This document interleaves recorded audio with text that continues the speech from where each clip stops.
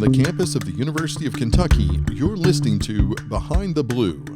I'm Cody Kaiser with UK Strategic Communications.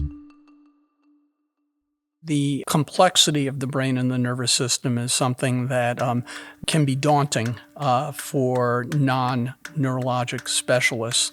It's one of the areas in medical school that medical students may be particularly reticent to be engaged in. There's this thing called neurophobia, being fear of the nervous system and of studying the nervous system, because it is quite complex. There's no question about it.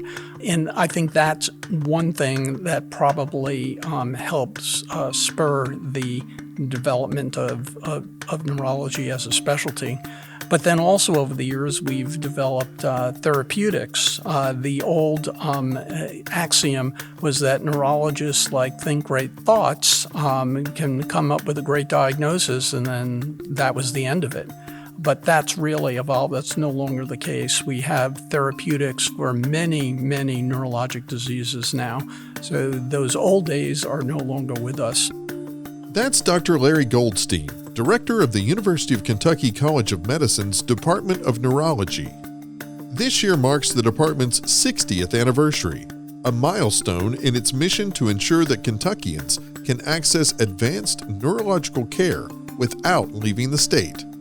From its beginnings in 1965 with a single faculty member, the department has grown into a nationally recognized leader in patient care, research, and education, expanding subspecialty services, pioneering clinical trials, and forging partnerships that bring expertise to communities across the Commonwealth.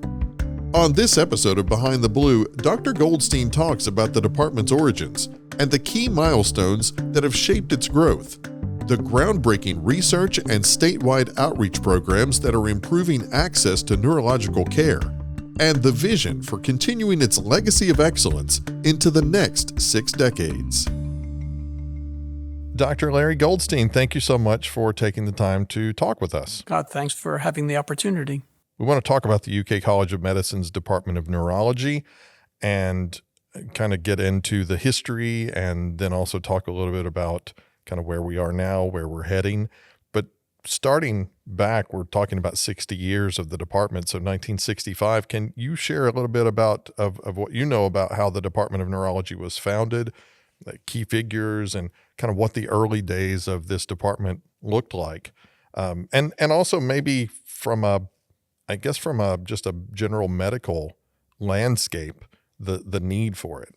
Sure. Well, I think we need to go back even earlier, right, to the founding of the university, because we are an academic unit of the university. So the university itself was first formed back in 1865. It was under the Morrill Land Grant Act. And what that was a program in which the federal government sold federal lands and used those funds to support development of academic institutions. We were originally an agricultural and mechanical college, and the other interesting thing about that history is that and people don't know this, but that the Morrill Land Grant Act was actually signed into law by Abraham Lincoln. So coming out of the Civil War, 1865, there was a real recognition that the future of the country was really dependent on having an educated population that could work at some of the problems of the country overall. So fast forward now, right, 1916, we become the University of Kentucky, and now fast forward 1965, we have an academic medical center with no neurology, no formal neurology here. Going back in history, neurology was originally a part of internal medicine. Over the years, we've become so specialized that neurology itself became independent departments. So when I got here in 2015. One of the first questions I asked is, you can probably tell I do like history, is when did the department start? How did it start? And what were some of the origins? Well, nobody knew. There was nobody could find any records of when the department actually started. So we did a little bit of research, and in the archives of the dean's office, there were these employment cards. They were basically 3x5 index cards. I'm probably dating myself because most people don't know what 3x5 index cards are anymore, but they were 3x5 inch index cards, and it had the name of the first recruited neurologist at the University of Kentucky. And this was Dr. David Clark. Dr. Clark came from Johns Hopkins University, and he was the only neurologist at UK, and he was also the chair of the department. So he had a department with one faculty member, him, which should have made for very interesting faculty meetings. The other interesting part of this is that Dr. Clark was an incredible neurologist, but he was a child neurologist. So the first head of the chair of the department came with a history of particular interest and particular focus on child neurology. Now, he also went to the VA hospital and saw our veterans there. We found some records about that also. But that's the origin of the department. It also goes back to the integration of child neurology into the department overall. For people listening who may not be completely familiar with the specialty, when we talk about neurology and the fact that it has now branched off and it's become so specialized, it's branched off into its own entity, what does that, for people listening who may not know what neurology covers or what that involves, what can you define that specifically? Sure. Neurology is a specialty that focuses in on the brain in particular, but the spinal cord, the nerves that leave the spinal cord that then go out to the body, the connection between those nerves and muscles, and very often muscles themselves as well. So that's our focus, but systemic diseases affect the nervous system. So we worry about that and take care of that. Trauma may affect the nervous system, and we take care of that. And now there's this whole new burgeoning area of brain health, trying to maintain brain function as high as it can be for as long as possible. So that's our focus. But within that, we have many different subspecialty areas now that also have evolved over the decades.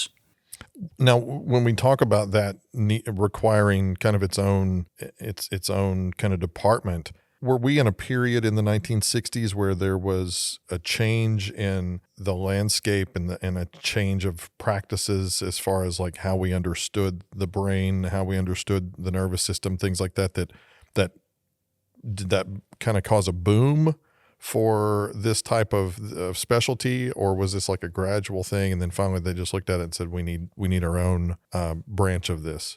Well, I think it's something that evolved over time. The complexity of the brain and the nervous system is something that can be daunting for non-neurologic specialists. It's one of the areas in medical school that medical students may be particularly reticent to be engaged in. There's this thing called neurophobia, being fear of the nervous system and of studying the nervous system, because it is quite complex. There's no question about it. And I think that's one thing that probably helps spur the development of neurology as a specialty. But then also over the years, we've developed therapeutics. The old axiom was that neurologists think great thoughts, can come up with a great diagnosis, and then that was the end of it. But that's really evolved. That's no longer the case. We have therapeutics for many neurologic diseases now. So those old days are no longer with us. But it wasn't a gradual process. First, as I mentioned earlier, neurology, when there was more than one in a department, was very often a subsidiary or a division within internal medicine or a part of pediatrics for child neurology. Currently in the country, there are almost no major departments left anymore that are divisions of another department, aside for child neurology. In many places, child neurology is still a division of pediatrics, particularly in freestanding children's hospitals. But the combination of things, I think, has led to formation of departments of neurology throughout the country. So the university saw this need, wanted to develop this department. You seem very versed in the history of the origins of it. What was that initial, I guess, vision for the department and some of the challenges that they faced? And then do you have, I know you mentioned like finding those note cards, but did we get better at documenting kind of how the department grew and expanded over time? Yeah, we're still relying a lot on institutional and individual memory about how all of this developed over time, and something that we'd like to have written down at some point. Dr. Bauman, who is one of the early child neurologists here, has been here for well over 50 years. Of the 60 years of the department. And he's just a wealth of knowledge about how things have evolved and how things have changed. But the department first grew slowly. Recruitment of neurologists who, in general, have tended to like to practice in larger metropolitan areas to first get interested in coming to Kentucky, but then moving here to develop their careers and develop their careers. That was undoubtedly a challenge. And I'm not really sure what got Dr. Clark here to begin with. One of the things about being here at the University of Kentucky is not only are we, focused on teaching and developing the next generation and the next generation of doctors and healthcare professionals, but also we are very involved in advancing patient care, advancing clinical services, and research elements. Can you talk about some of the more significant things that the department has been involved with as far as helping to advance patient care and those types of services? The evolution of patient care here has really been exponential. Again, if you think about it, and even today, there is an idea that neurologists are interchangeable, that we can take care of all problems and all issues related to the nervous system. And in a sense, that's true. But the information, the data, the therapeutics have become so complex that we really can't sustain that anymore. The example that I give sometimes is you have a problem with a heart valve, right? So you see a cardiologist, and you may see a cardiologist that has a subspecialty interest in valves, right? You don't see a gastroenterologist, right? They're both internists, but their practices, their expertise, the data that they have to know about are quite different and quite complicated. So the same thing is true in neurology. Yes, we can all manage general neurologic problems, but the information that you need now to practice, for example, behavioral and cognitive neurology, child neurology, as I mentioned, epilepsy, movement disorders, neuroimmunology and MS, neuromuscular medicine, neuro-oncology, neuro-ophthalmology, stroke and vascular neurology, neurogenetics, neuropsychological problems. Those are all individual disciplines, that have their own complexities, require fairly rigorous training. with evolving therapeutics, each one of those areas. So just as I said, you wouldn't see a gastroenterologist for a heart valve problem, even though they're both cared for, they're both internists, internal medicine specialists. The same with neurology. And along with evolving through the practice and evolving through the research and all of the patient care aspects that go into it, you also have evolving and emerging technologies that go along with that. Can you talk about how some of that has changed the landscape of what neurologists do? Oh, absolutely. Again, this has been an evolution and revolution. When I started in this, well over 40 years ago now, our ability to image the nervous system to help with diagnostics and then therapeutics was extraordinarily limited. We did myelograms where we inject dye in the fluid space around the spinal cord and let that dye go up so we could see the outline of the spinal cord. We might do something called a pneumoencephalogram, which was really torturous, but what that did was inject air into that same space and let it travel up around the brain so that we could see the fluid cavities inside the brain. We had plain X-rays. Brainwave tests were available, EEGs, electroencephalograms. We could do electrical testing of some of the nerves, but our ability to actually image the nervous system itself was otherwise pretty limited.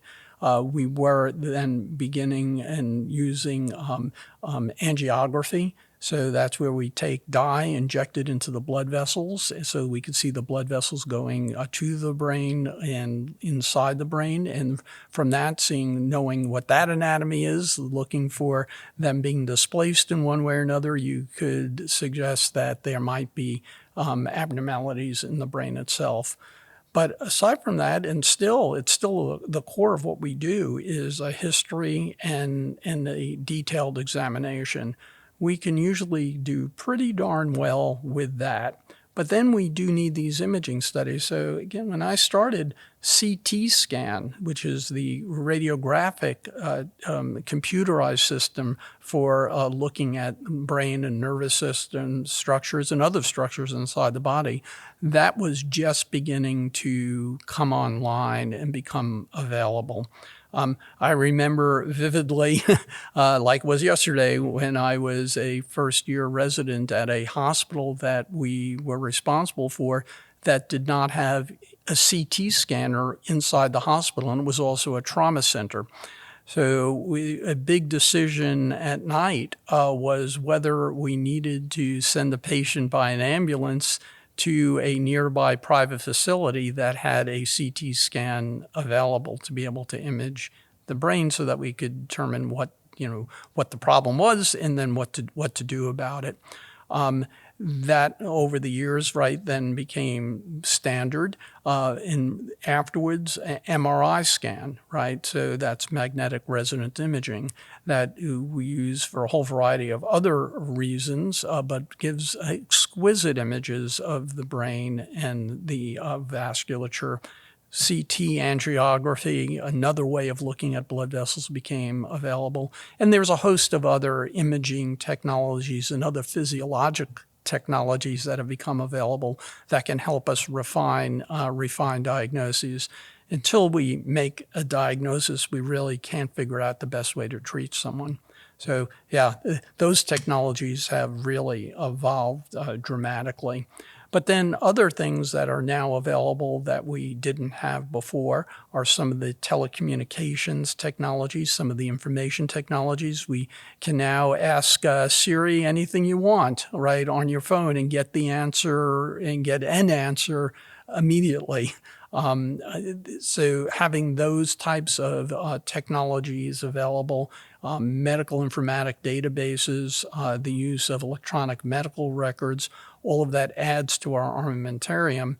And now also with those technologies, we're able to really extend ourselves. We have a program here, for example, for caring for patients with stroke, where we can have a system where there's a connected to CT scanners at hospitals that participate in our program, where our folks get an alert whenever there's a scan done that may be for a patient with an acute stroke that has a blood vessel occlusion, so that we find out about it. We can communicate directly with the physicians in that hospital, help them decide what the best treatment may be, and then, if needed, bring the patient here to have the clot removed if that makes sense for that patient.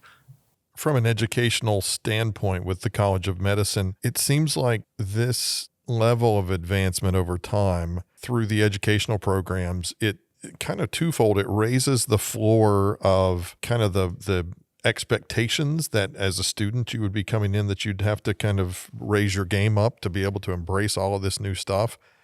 But it also seems like we're putting students at such a bigger advantage as they, study these things. What has kind of the development of this program meant for medical students, residents, fellows, things like that? I always talk about a four-legged stool for academic departments, particularly ours.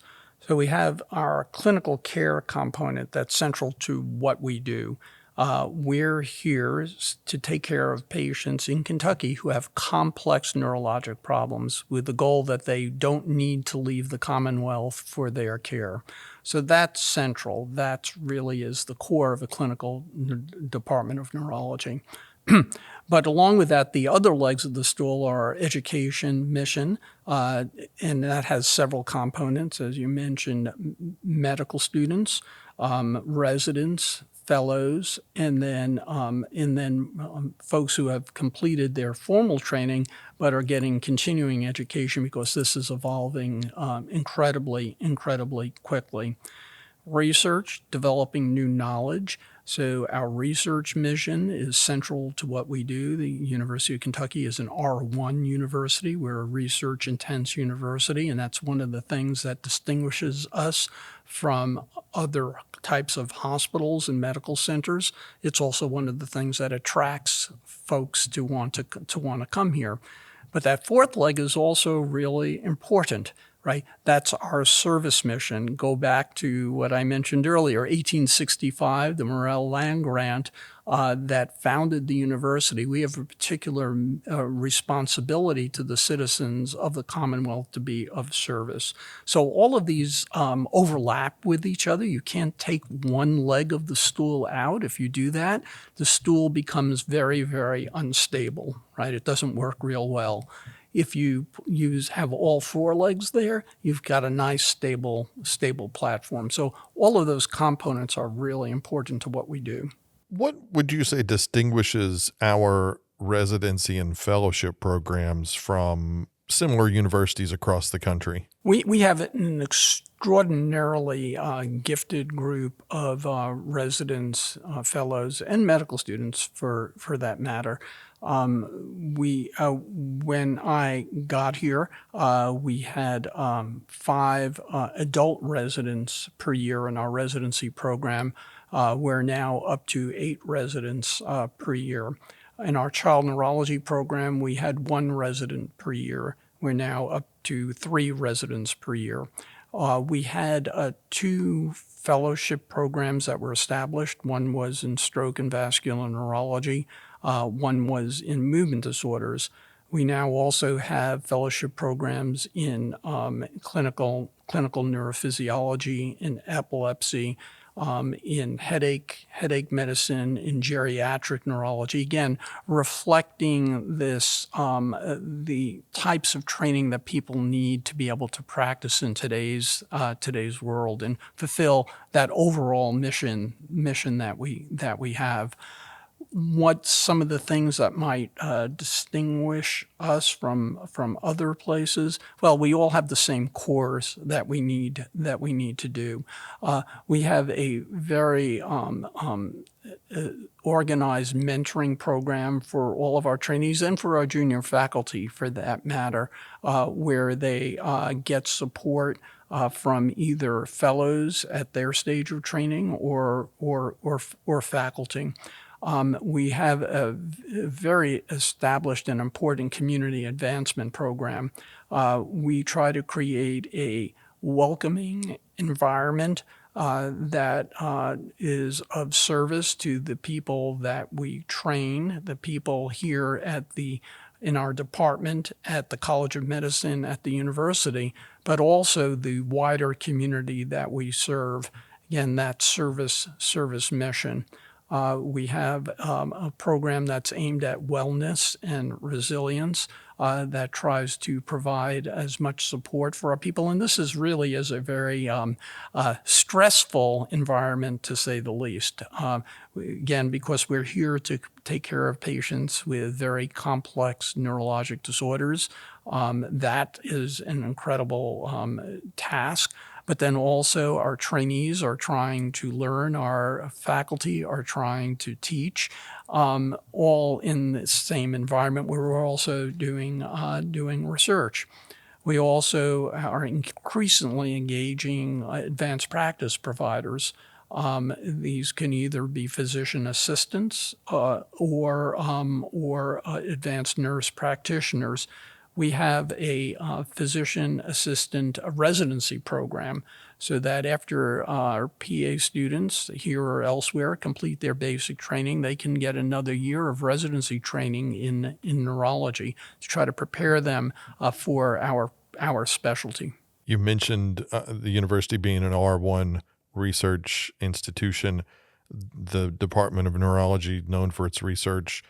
And I want to ask you a little bit about that, if you can talk about the significance of programs like the Neuroscience Research Priority Area and also the organization that works with clinical research, if you can talk a little bit about those. Yeah, we have within the department and within the Kentucky Neuroscience Institute, which is a very close relationship between the departments of neurology and neurosurgery, but also encompassing other neurologic specialties to support clinical research. So that is in itself an incredibly complex endeavor. There are regulatory issues that are very difficult for any individual faculty member to deal with. There are operational issues with conducting research that are very, very difficult for any individual faculty member to do. So what we did was set up a neurology clinical research unit. And there we have a medical director, a regulatory director, a financial manager, as well as an operations manager, along with clinical research associates that can do a lot of the day-to-day work with enrolling and caring for patients who are in clinical research studies. The CRU can help negotiate contracts with sponsors. It can also deal with regulatory issues, like, for example, helping the physician or investigator develop a consent, IRB approval, all of the other issues that you need to deal with to be able to conduct ethical, safe clinical research. So as a result of that, we've been very, very successful in conducting clinical trials, clinical research within the department. We, in general, have been running 60-plus clinical trials, each in different areas of neurology. Again, trying to develop new knowledge that's going to be able to turn into therapeutics that can help our patients. Another thing that you mentioned that really is very unique to University of Kentucky, and one of the real jewels here, is these in the research priority areas.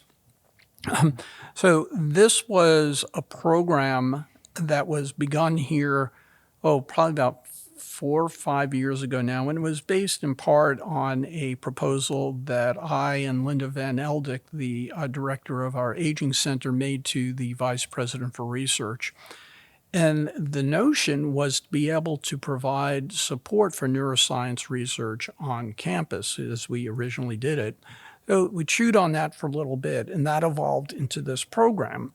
So what the RPA program, the Research Priority Area Program, is aimed at doing is to support areas of research strength here at the university.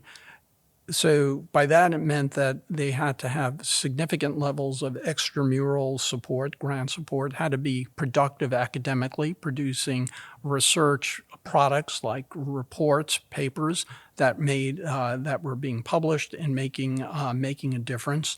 They also had to be areas that were important for the citizens of the Commonwealth. Again, that service mission, getting back to that land grant origin, and also had to involve multiple units at the university.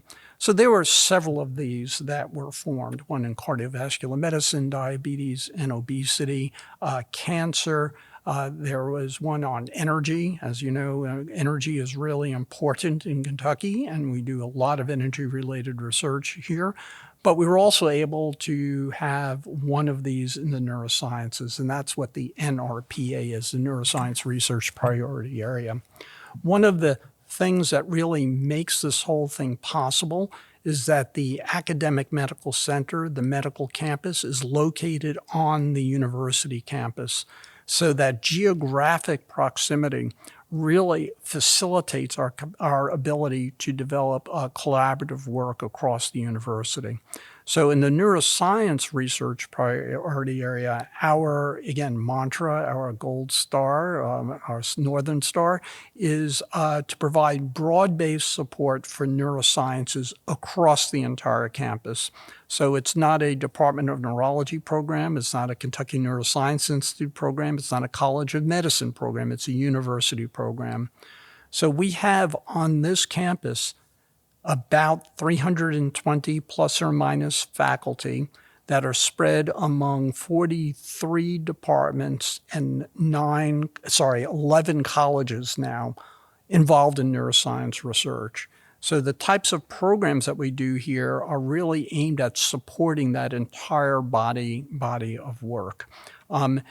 It's, as I mentioned, a really unique kind of program that also helps us with recruitment because it is so unique. So what are some of the things that we've done? One is we established a neurosciences biobank. We call it the NeuroBank.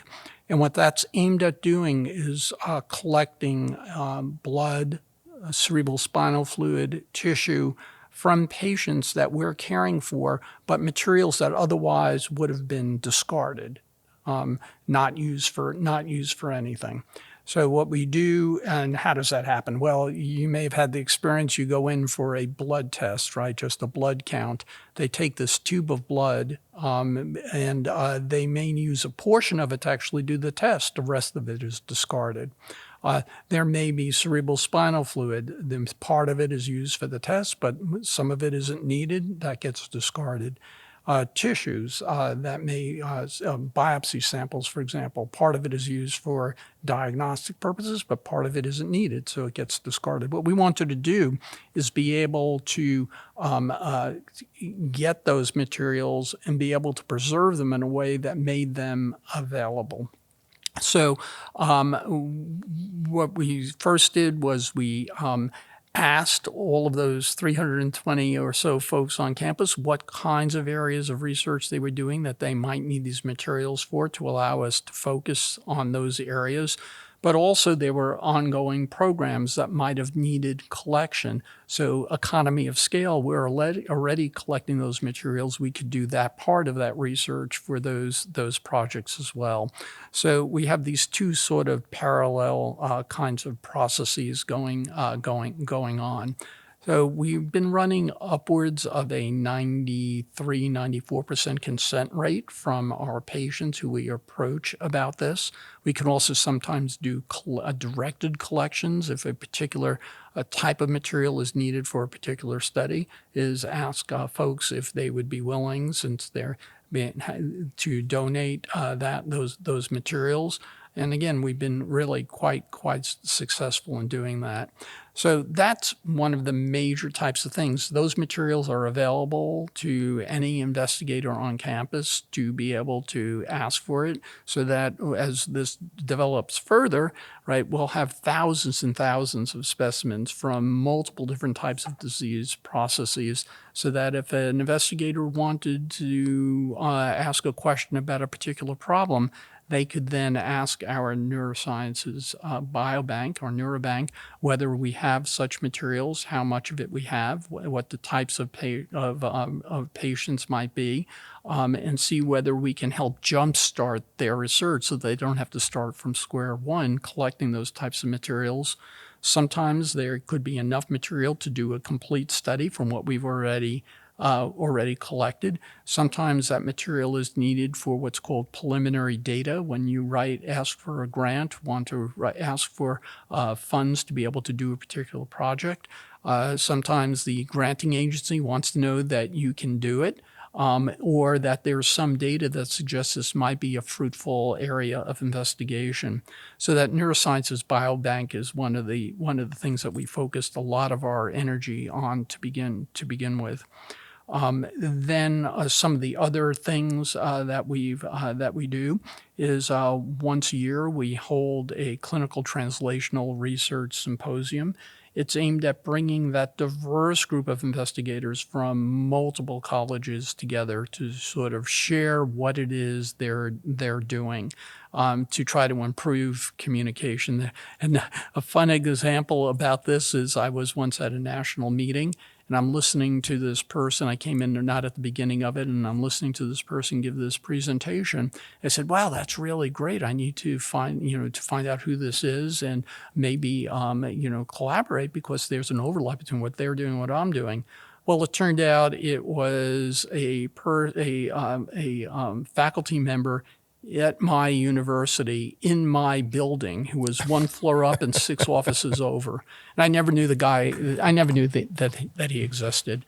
So one of the things that we're trying to do through this clinical translational research symposium is have that exchange. So the last couple of years we've done this. We started out with what's called a data blitz. So we have trainees each give very, very quick presentations, less than 5 minutes, using one slide to very quickly say what they're doing concisely. We have a poster session, and we try to link like areas together to try to get people talking to each other. And then we have a day with platform sessions, just as you'd run a national meeting. They're thematically organized. Several of them in a session with questions, and then some social activities to try to encourage networking. So another example of what we've been trying to do through this research priority area initiative. Some of the other things that we do is we support pilot grants. So that's being able to collect initial data for a given project. Equipment grants, sometimes there's a piece of equipment that's needed that can't be paid for by an individual grant. We may have fellowships that we try to support, visiting professors to try to bring others in here, visiting technical experts. If there's some new piece of equipment or technique that we may need to learn that we don't have here, we can bring someone in to try to educate us about how to do that. And again, the guiding principle here is one of broad-based support. So for these pilot grants, equipment grants, whatever, we try to, the investigator needs to show how this is involving more than one group, more than one unit. To further support that, we've developed what we call collaborative groups. Again, these are all competitive. It could be some infrastructure for bringing together a group that's particularly focused on one area. How do we decide which of these to support and which ones we can't. We have a very structured review process that includes faculty who are appointed by the deans of the individual colleges. They review all of these proposals and then rank them, just as we would if this were, for example, an NIH study section. So that way, it's reinforcing that this is a university-wide program, not a program that's focused in on one particular department, one particular area. And we think it's been really quite successful.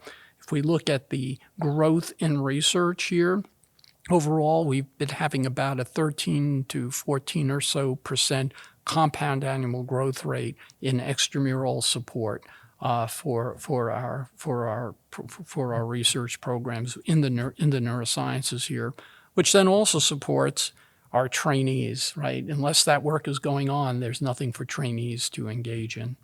Yeah, I was just thinking about, that level of transdisciplinary research seems like not only does it really opens doors across the university, but also would seem to be a real enticement for researchers to want to be here and to be a part of this, because it opens up their research in ways that maybe is not possible where they are, and gives them opportunity. And it seems like it also provides a lot of opportunity for students. We talk a whole lot about our students being involved in research from a very early stage. It seems like it does open up a lot of doors for them as well to do things that are new and different in ways that maybe they hadn't previously thought about. And then as they move out into the world, kind of changes their perspective on what they practice and how they practice it. Yeah, as I mentioned, this is a really very unique program here at the University of Kentucky. And one of the real advantages we have for a program of this type is being on one campus, being on the same campus, right? If we were like many other academic medical centers where they're freestanding units, usually commonly in urban downtown areas that could be completely divorced from their primary parent university, you couldn't have a program like this in that setting. So we really did want to leverage and take advantage of the home court advantage that we have here. We are part of the university. One thing I think about with this type of research, that a lot of this, we're doing this to advance practical application of this branch of medicine out into society and into practical practice. And I think about like healthcare professionals here in the state. Can you talk a little bit about how it has impacted the work of healthcare professionals, like the research that goes on here, and what the department does on a kind of a statewide level, and maybe not even just from a medical perspective, but just at a local community level, how the department has kind of made an impact there? Well, there are lots of examples that I could talk about. One on the community level is our stroke care network. So this is a program that we do in conjunction with Norton Healthcare, and it's aimed at providing structure and expertise to allow hospitals to optimize the care they give to patients with stroke. Our goal there is that patients in the state, in the Commonwealth, should receive the best care possible no matter where they are. And as part of that is keeping folks in their home communities as much as possible. So through this program, we have now 42 hospitals that are spread throughout Kentucky, but also in southern Indiana and western West Virginia. And we work with those hospitals on quality care metrics and other metrics, educational programs, to try to optimize their care locally. Now, On top of that, we have our own referral network here that uses some of that technology that I mentioned earlier, where we can visualize scans that are being done in the emergency department on those scanners when they're being done to identify patients that likely with stroke, that likely may have a large vessel occlusion that we may need to intervene on and intervene quickly, right? Time gained is brain gained, so the quicker we can get the clot out, the more likely the patient is to have a better outcome. So all this has to be done very, very quickly. We were a recipient of a CDC, Centers for Disease Control, Coverdale Award in the last cycle that also overlapped with our other programs. We work with the State Department of Health and other entities in the Commonwealth to try to, again, improve or optimize the care and education of patients with stroke. As part of our Stroke Care Network program, part of that is also educating folks living in the communities about stroke prevention, and also symptoms and then response, what to do if somebody thinks somebody may be having a stroke. Again, getting rapid treatment is particularly critical. On the child neurology front, another big program is our collaborative program with the State Office for Children with Special Health Care Needs. It was previously called the Commission for Children with Special Health Care Needs. The name changed several years ago. But the idea here is to have clinics, healthcare facilities set up in rural areas of the state to bring expertise for that subspecialty care to children where they live. This is a program that Dr. Bauman, who I mentioned earlier, helped develop in the state. So on a rotating basis, our child neurologists, sometimes with our trainees, will go to these clinics we go to 8 of them in the eastern part of Kentucky and rural areas to see children there who otherwise might not have any access to high-level neurologic care or only get here with a great deal of effort. You can imagine, for example, a child living, in one of the distant regions of the state. To get here to Lexington, their parents having to bring them, could be a 2-day expedition. Taking the family out of their community, having to stay over for an appointment here, and then going back. So through this kind of program, we can very often avoid the need of having the children and families travel to Lexington. There is no child neurology east of the University of Kentucky in Kentucky. There are no private child neurology practices in the eastern part of the state.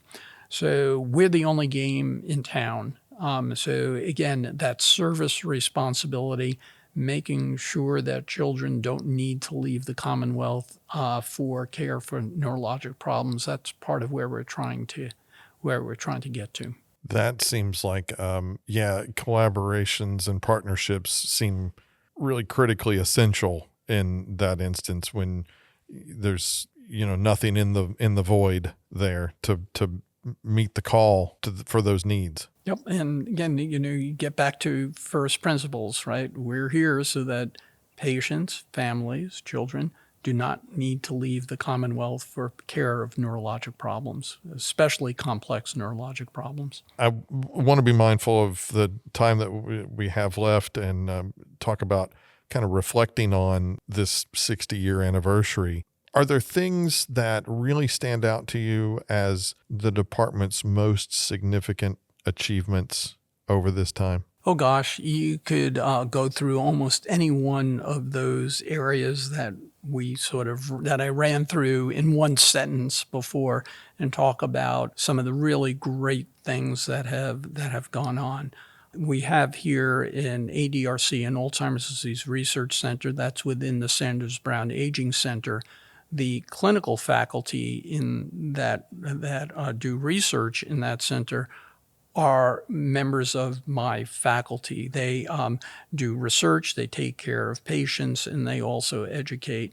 Some of the clinical trials that they've been involved with, we talked about clinical research, they participated or helped lead in some cases some really groundbreaking clinical trials, right? We know now that there are now online for therapeutics for patients with early stage Alzheimer's disease that may alter the course of their disease. That's one example. Talked a lot about our vascular neurology and stroke program. We also have a very strong research component to that. We have a Center for Advanced Translational Stroke Science that's housed within the department, but includes neurology, neurosurgery, and other areas. They're doing some groundbreaking work out in the Appalachians. We're finding that there are differences in the blood of patients with the same kinds of stroke we see in other areas of the state, but something different about the patients in Appalachia. It's hard to know exactly what that's from. It may be from the environment, it may be from other things, but it's a burgeoning area of research. Another great example of some real groundbreaking things that we're able to do here. Advancing care in general in subspecialty areas, talked a little bit about memory disorders, cognitive disorders through the ADRC and our memory disorders clinic, talked about stroke, but you can go down almost any area. We have a multiple sclerosis neuroimmunology national center of excellence. We have an ALS treatment center of excellence that also does a large amount of research in a terrible neurologic disease. We now have a CMT center of excellence, Charcot-Marie tooth disease. We're developing similar centers in other areas. On the pediatric side, we have a center for pediatric and adolescent and young adult headache disorders. So we cover many areas through those centers, but also by having expertise in those sub areas of neurology in some of those other areas. Oh, can't forget neuro-oncology, my heavens. We have the Marquis Cancer Center here, right? It's a comprehensive cancer center where we have a neuro-oncology program that involves faculty from internal medicine, from surgery, from neurosurgery, from neurology, both adult and pediatric. We have two very large integrated centers and programs. One focuses in on our clinical care. We have a Joint Commission certified comprehensive stroke center where you can care for patients with the most complex stroke-related disorders from every aspect of care. We receive multiple awards for our stroke program through the Get With Guidelines American Heart Association program. And this involves multiple different areas of expertise related to stroke care, from neurology, neurosurgery, neuroanesthesiology, neuroradiology, as well as our trainees.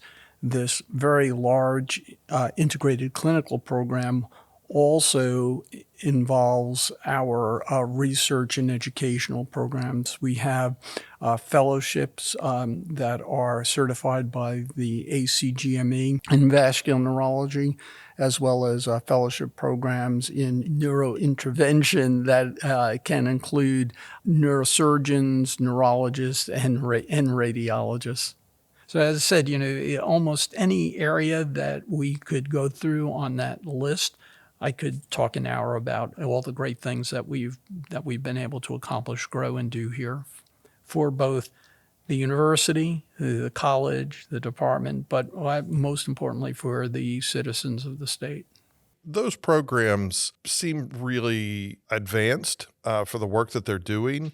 How coveted are these programs, and as far as like application numbers of students who want to come and participate in this stuff, like how much of an attraction is it?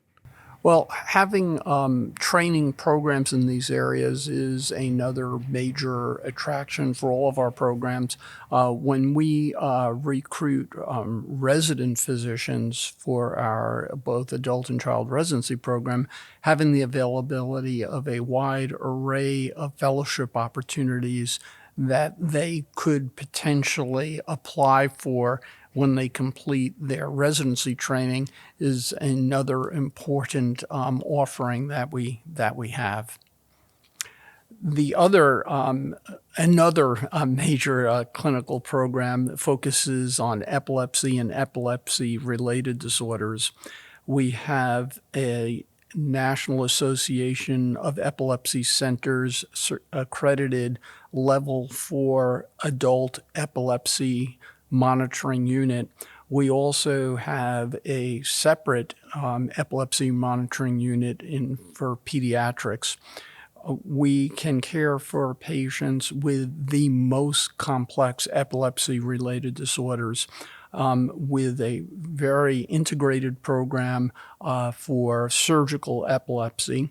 That is patients who have refractory epilepsy, meaning epilepsy that doesn't respond to standard medications, to evaluate whether they may benefit from surgical resection or removal of the abnormal area of brain that's responsible for seizures.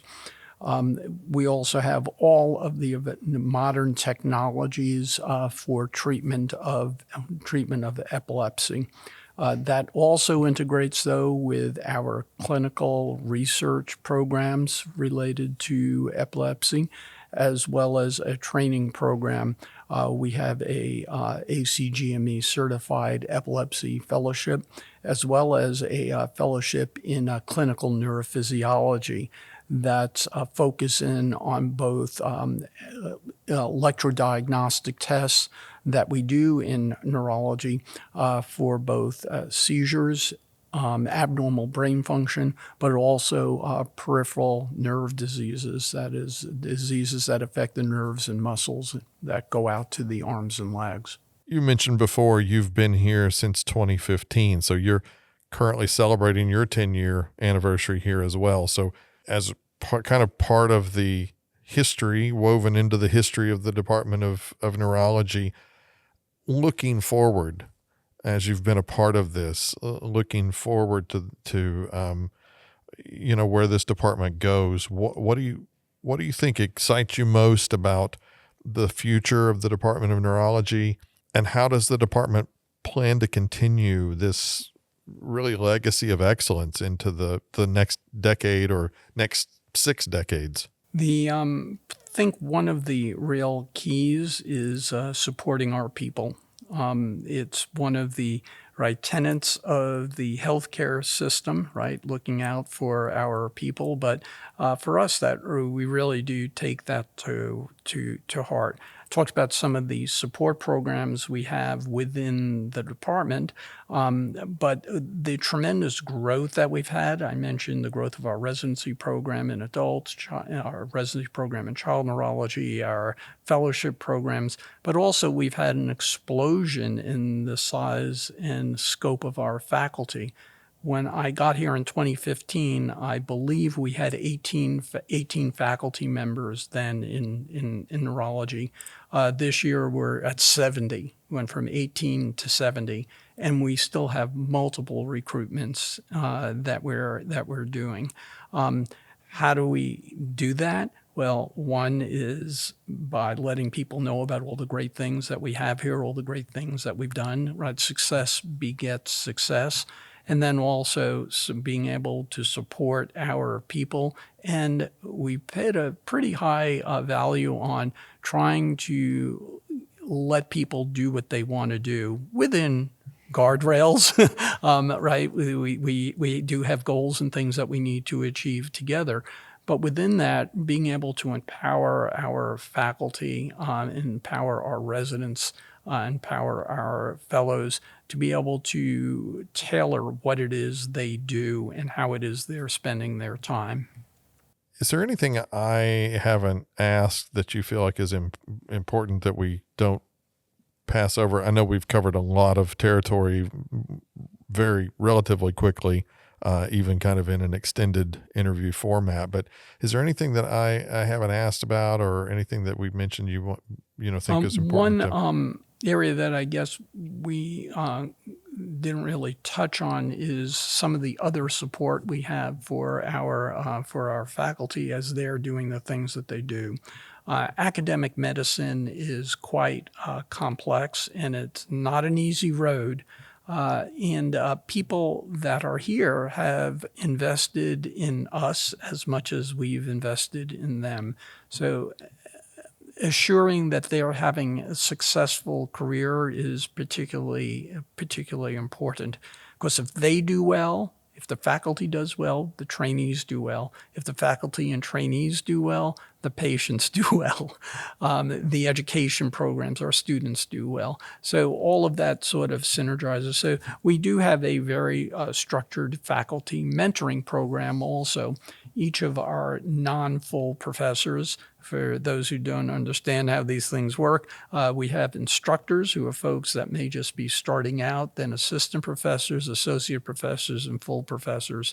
Any of our faculty that aren't at the professorial level have at least 2 faculty mentors that they meet with at least twice a year. They have a very structured system for the types of things that they need to be working on. They look at what the faculty member has done over the last year, 6 months, what they're planning on doing over the next year, and how those align with the criteria that are needed for academic success, which again is complicated. It's a combination of research, education, clinical care, and service, both internal to the college, the university, but also to our profession overall. Not easy. It's tough. This is a tough job. It's not for the faint of heart, but the rewards really make this probably one of the best jobs to have in the world. Excellent. Just kind of as a parting thought, is there a message that you'd like to share with alumni, current students, and the community as the department celebrates this 60-year milestone? Yeah, we're a family. For alumni in particular, we have a newsletter that we send out every month. We have an alumni corner in that. If you're not getting it, let us know. Our current, we've been really successful in keeping many of our trainees here to join our faculty, but we do have folks who have completed our training and have gone out elsewhere in the country and are just doing great things. One of the wonderful things about my job is that I look at this as planting a lot of seeds, right? Plant seeds in medical students, you plant seeds in residents, you plant seeds in fellows, you plant seeds in faculty, and then they just multiply the good things that are being done. And again, that's what we're here to do, right? We're here to do good. Excellent. Dr. Larry Goldstein, thank you so much for taking the time to talk with us. Really appreciate it. And congratulations to you and the UK College of Medicine and Department of Neurology for this milestone anniversary. It was a pleasure. Thanks for listening to Behind the Blue. Behind the Blue is a joint production of the University of Kentucky and UK Healthcare.